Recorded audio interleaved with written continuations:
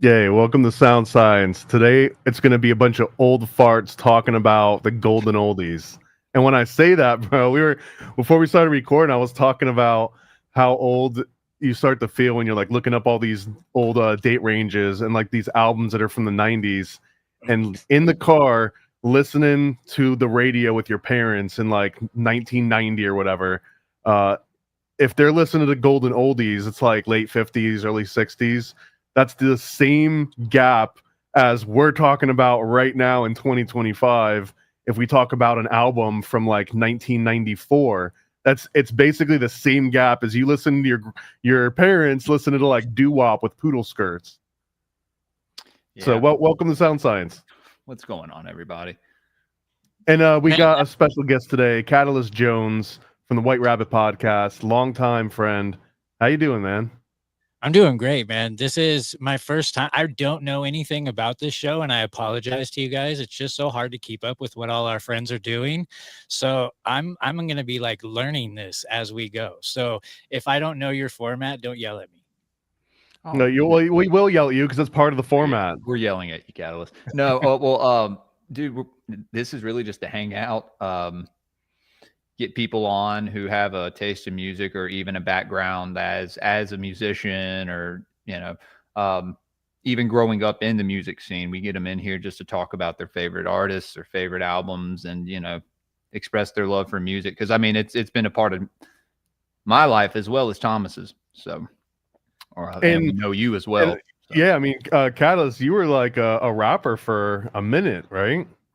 Yeah, well, I was on stage as a rapper, but I basically did everything all around as a musician. So when I was opening up for what I like to say my washed up rapper days, when I was opening up for people like Afro Man and like the Loonies and basically everybody that almost came out of the Bay Area as a big name person, I was touring with. But a lot of shit behind the scenes, man. Like I really found like and fell in love with the production aspect of everything.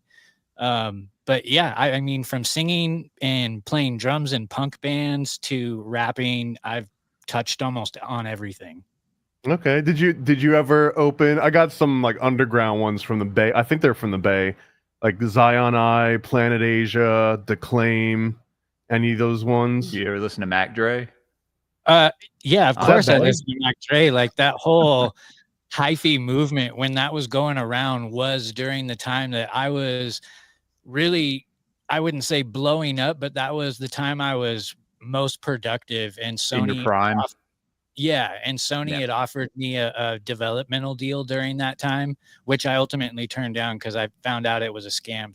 Thank God I had people around me that were protecting me from that bullshit. But yeah, man, I had a manager and I even got a PR lady, even though I didn't need her. But yeah, that was fun. What was your rapper name? A Katillist. Okay, so you've just been rolling with it ever since. I love it. Yeah, somebody had given me this name when I was very, very young, and I've kept it from the entire time. Okay, I mean, fun fact too, the name of this show, Sound Science, is based on my first music group, which was the Sound Scientists. And if you go back and watch old Adult Swim bumps from the early 2000s, like 2002 to 2008 or so, you'd see a whole bunch of little bumps between the Adult Swim that say Sound Scientists on it. That's where this name came from. I cannot believe that was you, because I remember being in my bed and watching Adult Swim and seeing those, hearing those. I remember taking a shower, getting out the shower, and having Adult Swim on every night. It was dope, man. They basically specifically. So well, they had a commercial or they put out something. I can't remember where I found it, but it was like, "Hey, are you an independent artist? Submit your music to us." And they did like an open call, and I went and I found like the top, bro. It took so long to figure out like what are my top 15 tracks out of everything I've ever made, and put those on a CD and sent them in, and they pretty much used every single one of them, and they were putting us up next to like Flying Lotus. And then 10 years later, Flying Lotus is doing like Tron soundtracks and stuff. And yeah, I'm working at Disney like an idiot. It was still fun though. Were you going through CD Baby? There was a bunch of different things I was going through. Bro, we were going through CD Baby. I was one of the first rap artists to upload to mp3.com before it got like sold and changed hands a million times to CNET. And bro, I have screenshots somewhere where sound scientists are beating out like Gucci Mane with, you know, like more hits just because no one was promoting their music online at this time. I mean, this is late 90s, very, very early 2000s. So yeah, I mean, it was a whole scene, man. It was a whole scene. That's fucking dope. Yeah. The most exposure that I almost got with a song that would have gotten out where I would have been completely faceless on it, and kind of like what you're talking about with the Adult Swim is like, I did that, but nobody would fucking know, is Chuck Liddell. I was doing a walkout song for him, but just so happened that his last fight, he was like, I'm going to retire if I don't win this fight. And the song was already fucking made, but he didn't use it that night to walk out. And so it never got fucking used. But yeah, my drumming teacher, the guy that taught me how to do drums, is who hooked me up with that, because he also was a wrestling and football coach who taught Jake Shields, which is like a in-town rivalry of mine, which is crazy. We've never done a show together, but interesting.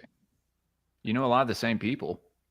Yeah, we know a lot of, I mean, this guy that I'm talking about was a mentor of mine, and he was also a mentor of Jake Shields. But I played for Bret Hart, and Jake Shields played for Calaveras, and we were rival schools, even though it was like the same little 20-minute area. You guys know, I'm sure you have your own as well. Oh yeah, definitely. Probably not as many. Well, I'll explain the format to you a little bit here. So we start out on YouTube where it's nice and safe and friendly, but ultimately everyone's gonna have to move to the Rumble stream. And I think we got the link in the description for the Rumble stream. And once we get over there, we're just gonna be listening to a couple tracks off of 5 albums that you picked, and we're just gonna listen to part of the song and then just talk about why you picked it. And that's pretty much the flow of the show, man. You don't got to worry about who's running the world or which assassination attempts were real or not. Like none of that. We could just talk about you want to bring that in for a while. You can bring it up if you want. Just wait until we get to Rumble in order to do it. But ultimately, man, we're talking about music. Like what was going on in your head like while this was popular? Yeah, I would love to. That's like a trip down memory lane, because that was before I was fully awake and knew who ran the world and knew which assassination attempts were and weren't real. All right, careful. Maybe this is a good time. And we'll just start transitioning people over there right now. So go and look in the description for the Rumble link so we can get on with this and listen to some copyrighted music for review purposes. See you guys.